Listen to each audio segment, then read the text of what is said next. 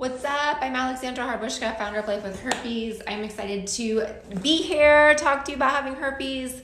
I feel like this light makes my makeup look like I'm a clown, but we're just gonna go with it.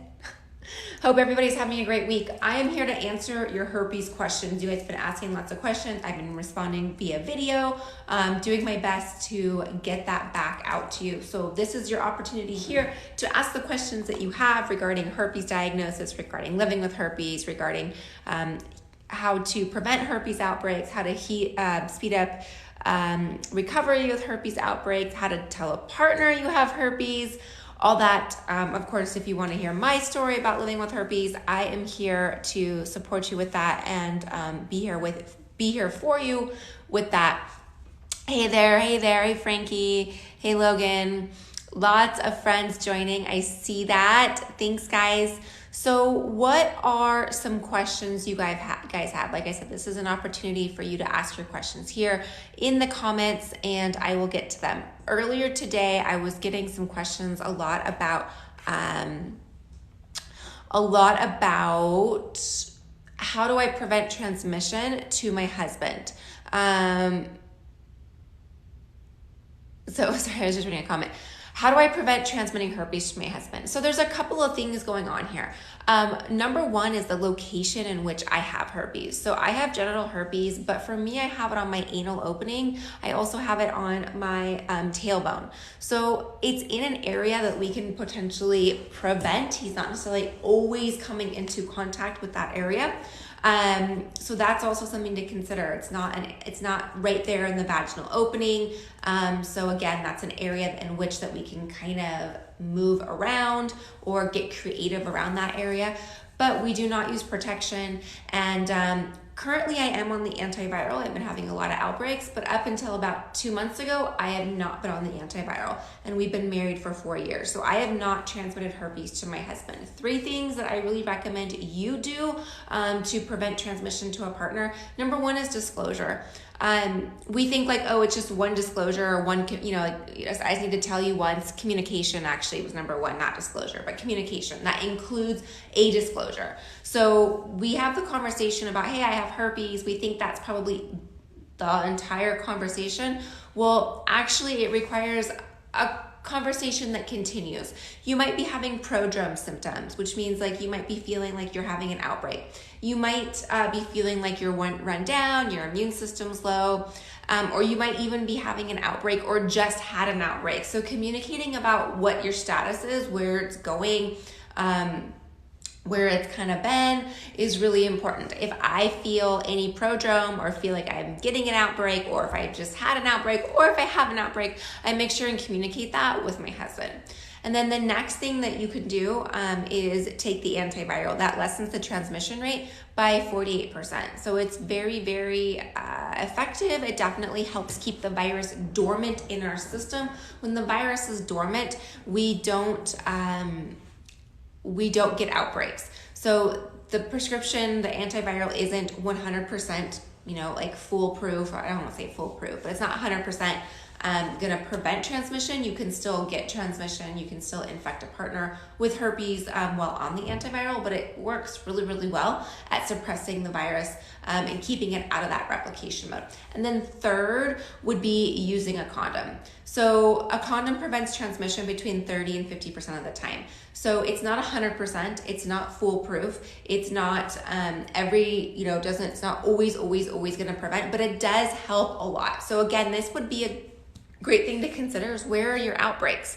Are they vaginal? Are they on your penis? Are they, where are they? Does the condom cover or protect or add a barrier to the area in which you have herpes? Back to me, for example, I have herpes on my tailbone. Well, using a condom isn't really going to prevent my husband from coming in contact with it. So again, these are just some things to consider. For us personally, it most likely is due to the location in which I have herpes. But keep asking your questions on this.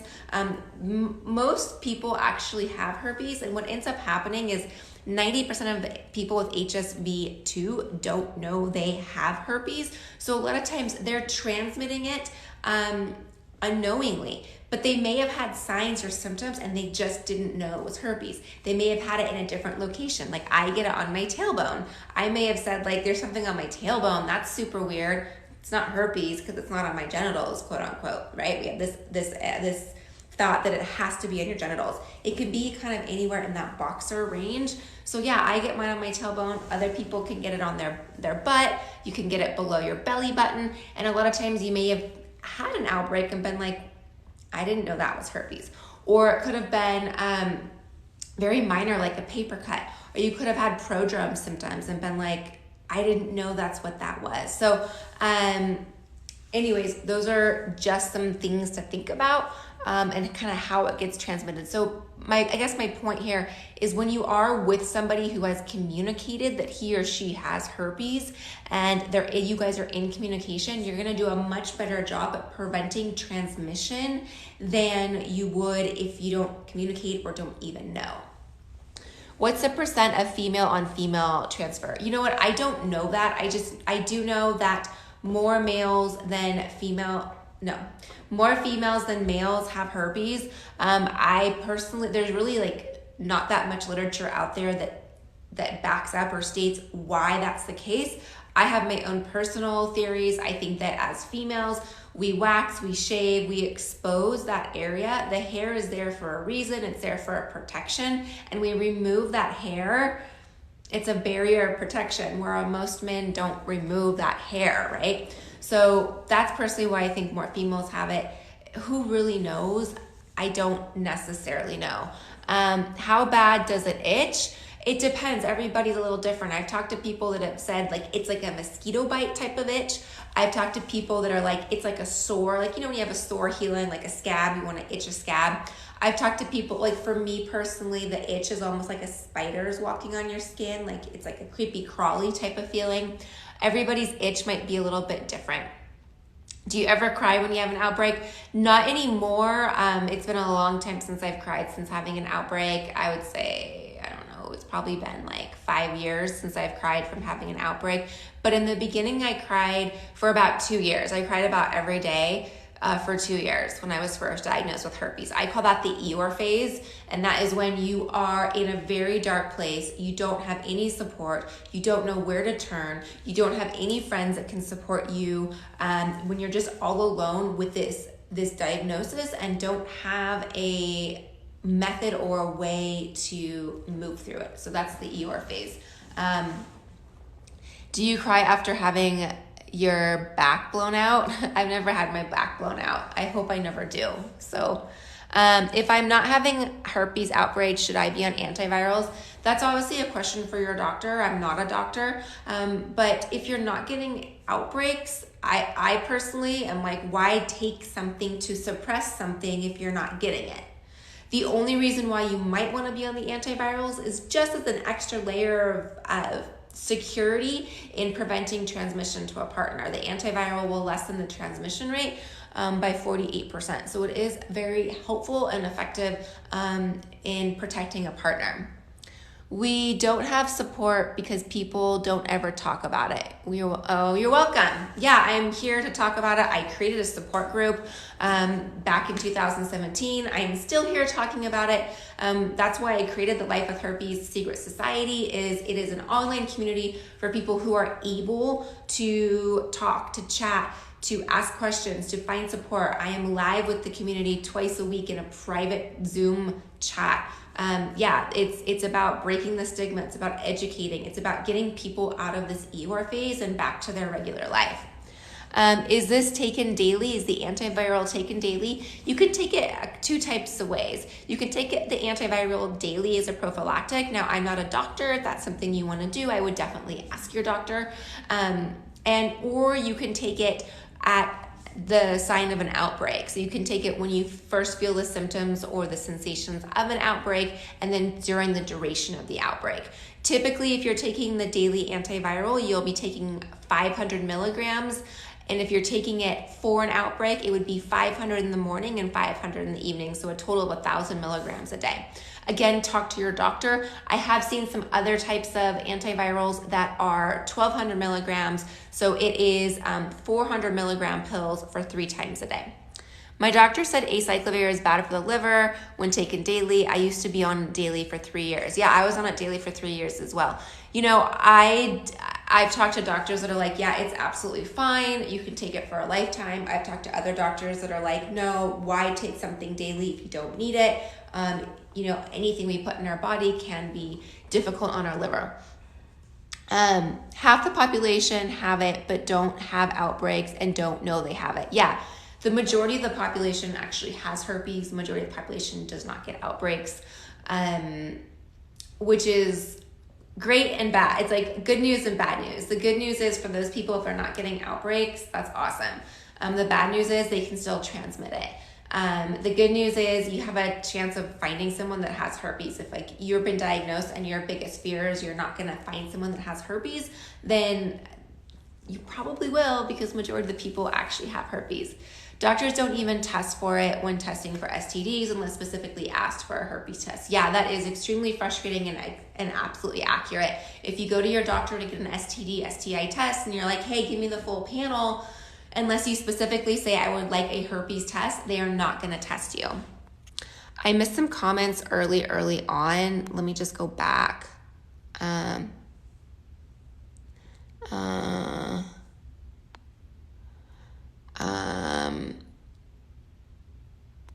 How do herpes outbreaks feel? How do they feel? They're different for everybody. I actually just released a YouTube video yesterday on this. If you want to go to the YouTube channel, Life with Herpes, you can see it. It's also linked in the bio for you. There's both the emotional and then there's the physical. So physically, herpes outbreaks can feel like flu-like symptoms, swollen lymph nodes, swollen genitals, obviously a blister. The blisters can be clusters. They can be one single blister. They can be a paper cut-like blister. What else? You can get tingly feelings. You can get nerve sensation. It can be painful, like almost a rubber band was snapped on your skin. It can be itchy. You can be extremely fatigued. That's physically what a herpes outbreak can feel like. Discomfort when moving. Emotionally though, it can be absolutely traumatizing. It can feel like you've been literally frozen in your footsteps, in your tracks. You're stopped in your tracks. You can feel like your body is absolutely, not your body, your confidence is absolutely like this big, maybe negative. You feel like you've just absolutely been crushed. The stigma is so heavy on us because we all make fun of people who have STDs prior to having one. It's just part of the culture. And we all go, well, I know why that person has it, right? It's just part of the culture. And all of a sudden you get an STD or STI, you get herpes, and you're like, oh my gosh, I'm going to have this for the rest of my life. How did this happen? And now I'm stuck with this Dunn's cap or this scarlet letter for the rest of my life. That's not true. It's a matter of disconnecting from the stigma. It's a matter of disconnecting from what society or the stigma tells you herpes is, to really believing in who you are. People are going to say things about you no matter what. If you're doing the right thing, doing the wrong thing, doing what you think is right, doing what you think is wrong, no matter what, people are going to talk about you. So you have to learn to disconnect from all the little chatter of people's expectations of you, or again, the stigma of herpes, and just live your life and begin to be like, hey, this is me, this is who I am. I have herpes. Period. The end. Deal with it, right?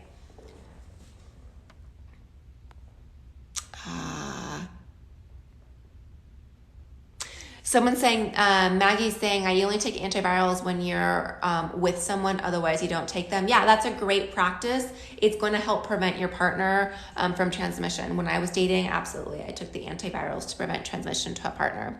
My doctor said the acyclovir is bad for your liver. I read that one already. I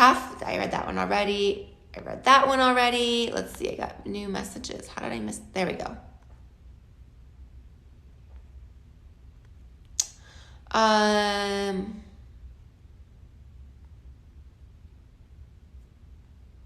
Okay, I gotta back up. Okay, there we go.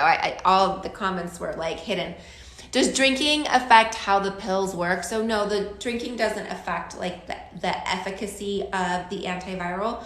Alcohol can lower your immune system, and you can make it so that you don't sleep as well, which then also lowers your immune system. So alcohol can have a trickle effect on herpes outbreaks, or your immune system, which obviously a stronger immune system would impact the frequency of an outbreak. So it has an indirect effect. But if alcohol is something you enjoy doing, like I love drinking wine, I drink wine. I don't worry about it. I enjoy it. I don't stress over it. Going on 7 years diagnosed, and you're the first woman you've heard speak about it. Wow, thanks, Molly. I've been talking about it since 2017, and I'm glad that we finally connected. Yeah, it's a hard topic. It was really hard in 17 to talk about it, but I'm really glad that I did. Is it harder to pass genital HSV1 genital? I don't know about that. I read a statistic, and I don't know if it's accurate, but I read somewhere that 50% of new genital herpes diagnoses are HSV1. Is that from genital to genital, or is that oral to genital? I don't know, and I don't know if that statistic is actually accurate. What I do know is that, yes, there are a lot of people now getting genital HSV1. In fact, that's kind of on the rise. I was diagnosed a few months ago. You're still trying to take responsibility and not feel bad. Okay, that's awesome, and I'm really glad that you're working on the responsibility. Those are two things I talk about, is practice forgiveness and take responsibility. So I'm really glad that you're working on the responsibility part, and now this is a great opportunity for you to practice your forgiveness. Forgive your partner and forgive yourself. We don't do things on purpose to hurt ourselves. We don't do things on purpose to hurt people. You didn't do things wrong. It was just a choice that you made that led to this action or this reaction. It's not right or wrong. It's just part of life. But you need to forgive yourself and go, okay, this was in the past. I can't live back here. It's only going to cause anxiety. It's only going to cause trauma. It's only going to keep me stuck. And say, okay, I need to forgive that night, that weekend, that guy, that girl, that whoever, what situation, who I was. Maybe you were in a different spot. Maybe it was a phase where you were drinking heavily or something. I don't know, right? Forgive that person and that part of your life and continue to move forward. Those are just some key things to getting out of this Eeyore phase. But I thank you for letting me know that you're working on it. How do you tell someone that you like when you met a new partner? I would definitely wait until you're ready to get into that, not necessarily exclusive, but that sexual. When you're ready to have sex, you don't need to disclose unless you're going to expose the person. So don't feel like you have to disclose in order to go on a date. Don't feel like you have to disclose in order to text the person. Don't feel like you have to disclose to even go on a couple of dates with that person. Unless you're ready to have sex, that's when you're going to date them. Never feel like you're leading them on or you're wasting their time. Both parties have something they need to share, and that's what dating is. Both people are committing to learn about the other person and get to know that person. So that's part of dating. You're not wasting their time to be like, oh, I have herpes, and then for them, no. They could have wasted your time. It's not waste of time. Two people are consciously deciding to come together and spend time together. So that was, both parties' decision. Again, I would wait until you are ready to be intimate with that person. And then it's just a really simple conversation. I know it's easier said than done, but it's just a really simple conversation about sexual health. Let's get tested. Have you been tested? Are we exclusively sleeping together? Are you with other people? Am I with other people? What's the plan here? Where are we going with this? It just makes it a very, I don't want to say like business-like conversation, but it just opens the door to get all those uncomfortable conversations out, and then both parties know what page you're on. It caused emotional harm when you were first diagnosed, but you're better now. I understand.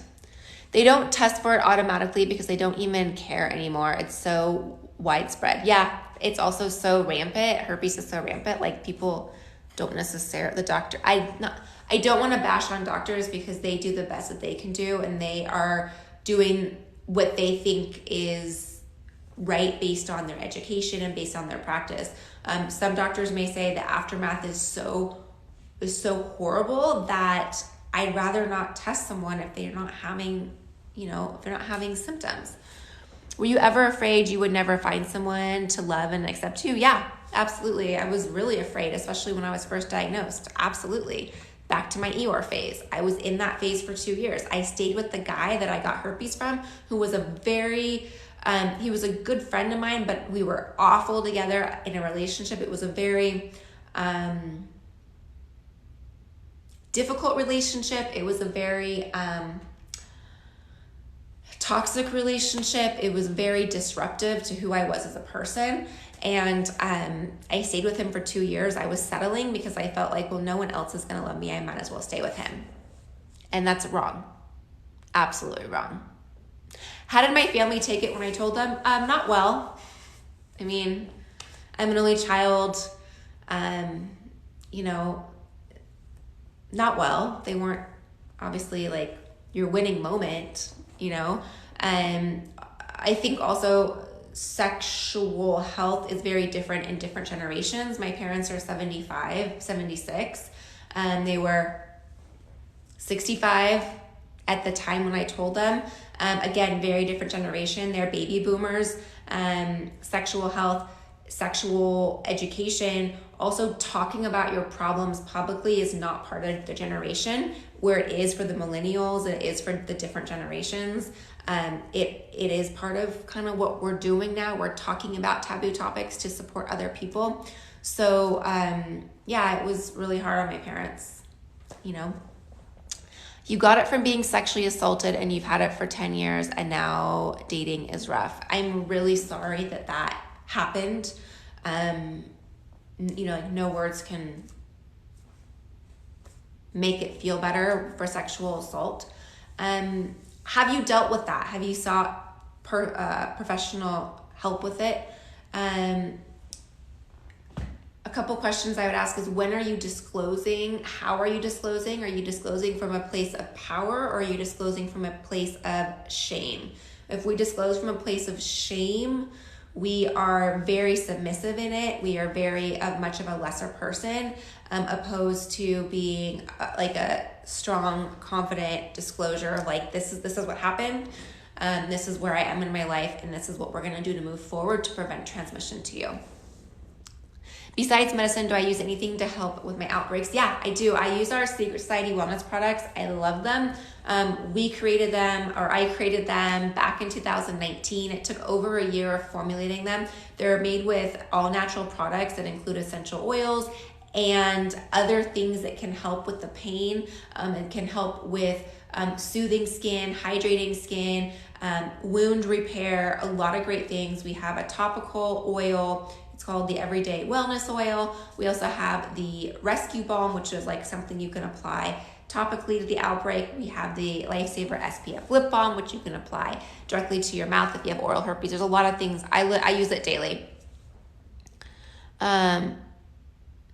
You did, but limited resource. You've always disclosed from being ashamed because of the response I get back.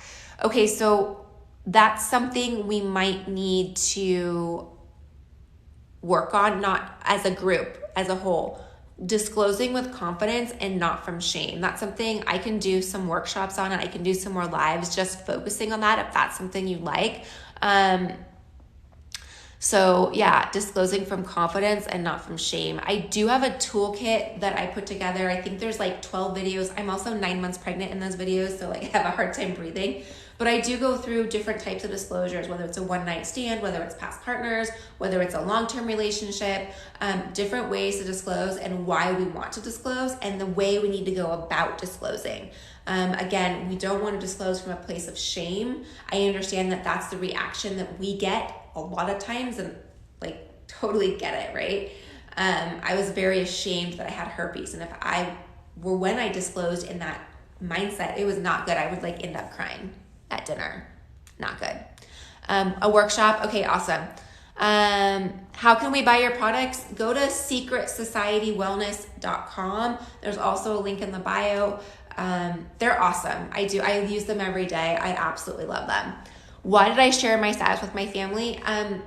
At the time I was diagnosed, I was living at home. I was 28. I was in debt. I had a lot of other shit going on. But I lived with my family so they could see something was up. I was really in a bad spot. And I'm an only child, and so I've just always shared everything with them. It's just part of being an only child. All right, my friends, I'm going to go. I will be back going live more. I love the idea of a workshop on disclosing with confidence opposed from being shameful. We'll figure out a way to do that, whether it's just a series of this or an actual workshop we can attend live. So anyways, I hope you have a great rest of your day. I appreciate you being here. I really appreciate you for being you, and I appreciate you showing up. And also, if you don't have herpes, learning about herpes, because the more that you learn, the more that we can spread the word. And if you do have herpes, I am like so proud of you for coming and learning and breaking the stigma. All right, guys, have a great day.